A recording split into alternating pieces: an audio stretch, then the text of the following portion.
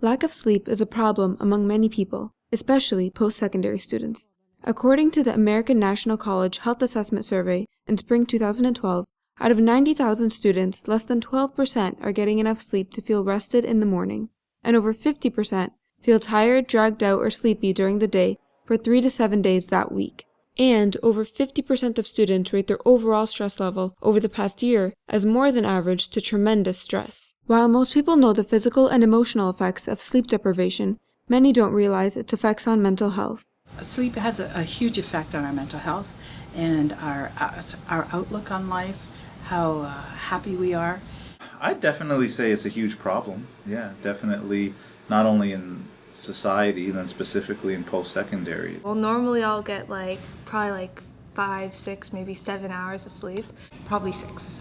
6 to 7. Somewhere between 3 and 6 hours a night. But when it's super busy, then Probably 4 to 3 hours. between 1 and 3 hours each night. Students are very prone to it because their schedules can be off and they not only aren't sleeping, they aren't eating right. It's their developmental level change, and there's a lot of stress at school. But high school I usually manage, 7 to 8 hours a day, which is pretty good. But I think it was mainly university which kicked that in. I just so busy all the time between school and work, it's just really tough to find the time to sleep. And then when you finally do have the time to sleep, you're too stressed to actually sleep. You're too worried about actually getting much sleep, or there's too many things on your mind, and if you actually have the time to sleep, it just doesn't work out.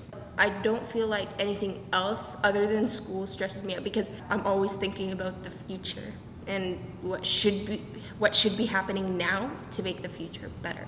But with our anxiety patients, which is some of the highest proportion of people we see, they have a hard time falling asleep. How many times my mind won't shut off. I lay down to go to bed and I start thinking about all the things I have going on and what I have due, or they'll have broken sleep. They'll wake up, a few times during the night, and then when they get up in the mornings, I miss my morning class, I can't go, or when they go, they don't have the focus or the energy. If they haven't been organized in the first part of the semester, trying to cram everything in, stress goes up, and then sleep is often sacrificed, and then you start seeing the mental health effects of that. The main reason that I don't sleep properly at night is anxiety. I always tend to stress about what I should be doing tomorrow and what I shouldn't have done today, or what I should have done today. I had work to do that I didn't get done, so it just stresses me out and I can't go to sleep. Cutting back on sleep is not doing yourself any favors, right? That getting enough sleep is actually going to help you meet those demands of school and help you actually better cope with stress. It's actually going to make you feel less anxious and less depressed. It can kind of feed off each other. So if you're really anxious and you're not getting enough sleep, then you're sleep deprived. When you're sleep deprived, you're going to get stressed more easily and get more anxious, right? And so it just and then you have even more problems sleeping. And it can become, definitely a vicious cycle. It started a little bit first year, but it was more manageable then. But as it goes on, you might start working more, you might have more to do in your classes, and that just feeds the cycle even more. Because you're also that time you spend sleeping, you're I could be studying now. Or you're just up late studying anyways, and then it's 2 a.m. You gotta get up at 6 or 7, you're just what's happening? And there was an interesting study done a few years ago. They looked at people doing a variety of cognitive tasks, and they asked them to perform these tasks as best as they could. And they compared people who were legally drunk, inebriated, and people who were sleep deprived. And the people who were sleep deprived did worse than the people who were drunk, right? So that tells you something. Pulling an all-nighter, you're not helping yourself. You actually would do better off getting that 7 to 9 hours sleep that's essential. It'll integrate information for you. There's a lot going on when you're sleeping. If someone's been studying all day, if they don't get their REM sleep, it's not there the next day. The memory's not consolidated. That's what's so important. Don't sacrifice that thinking that you're saving time or you're getting an extra hour of studying in, or you need to get that assignment done right away. So what that means is getting better organized, right? Being more efficient and organized with your time. People suffering with attention deficit disorder, or ADD, may also have difficulty getting the sleep they need. Like with the ADD, like my mind keeps on jumping around a lot. So like if I have a lot to do, then I'll just like lie awake and be like this and this and this, and my brain will just keep on going and going and going, and that makes it a little difficult to sleep sometimes. And if I don't get enough sleep with the ADD, I can't focus on anything. Like I'll be like, okay, I have to do this, but I'll go on Facebook for an hour, or I'll go and watch a television show even though I know what I need to do. It's just I can't really focus on it. Like I can normally manage it when I have enough sleep and, and at my best, but then like when I'm tired, it's just, whoo. Even on regular days, I do tend to be stressed and depressed, kinda. It's just like regularly in me. But when I don't get enough sleep, it's just like exaggerated. It's more. I wake up like the Tasmanian devil. I'm pretty much paranoid. I feel like the whole day is just gonna go wrong. So if we look at mental health on a continuum, where you get into one of the critical issues around mental health disorders is it significantly impacts your social, emotional, academic, occupational functioning, right? But before you hit that continuum, there's people, and it's the biggest issues today in terms of people feeling anxious in general, and people feeling depressed, irritable, those types of symptoms that might not meet a disorder.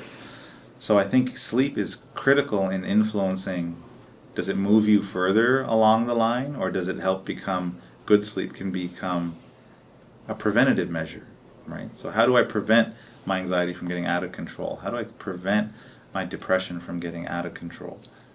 Sleep is one of the key factors that you can do for yourself to prevent these types of issues from becoming even bigger problems. Get your 7 to 9 hours regularly, good sleep routine. When you don't get enough sleep at night, you definitely get a lot more irritable, which means you can easily get a lot more angry. You feel really crummy, you're sluggish, getting up, getting ready in the day. Sometimes you're at work and you're looking at the screen and you just can't really see it because you're so tired, and it just hurts. Sometimes you feel like you're gonna have difficulty functioning in the day. Integrating information, not being able to focus as well. Emotionally, you're not as happy. So there's an impact on all levels. And sleep's not the kind of thing you can catch up on. People's like, oh, I got 6 hours, I'll get 10 hours. Sleep doesn't work that way. It's not a cumulative effect. You need that kind of daily recharging. Many students use caffeine to cope with their sleep deprivation, but caffeine can also trigger anxiety. Like, you go to a doctor and they say, oh yeah, you need to get more sleep.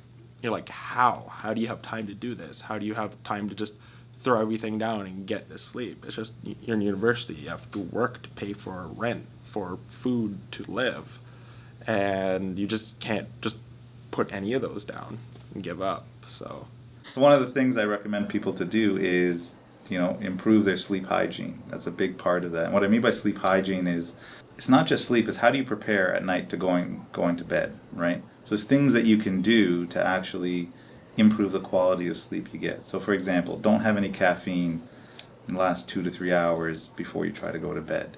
Try and establish a regular sleep routine where you're going to bed at the same time and waking up at the same time, right? Try and wind down before you go to sleep. Don't go from studying or doing something really active, then you're thinking about a lot of things and boom, jump into bed. Try and wind down, close your book, sit down. Don't exercise 2 hours before you go to sleep, because that gets your heart rate up, all your body's activated. It's a harder time falling asleep. Not work so late. The worst thing is people who try to drink so that they can fall asleep, because you do not sleep well at all when you do that. Between your cell phone, your computer and stuff like that, you should not be using that up to the time when you go to bed, because the light from that will actually keep you up. Those are all things that can improve your sleep hygiene. I would consider it a foundational pillar in terms of good mental health. It'd be one of the strong ones there that you need good sleep. Lack of sleep affects everything. No matter what diagnosis someone has or where they are in their life, if they aren't getting enough sleep, everything is worse. I'm Asil with the 30 News.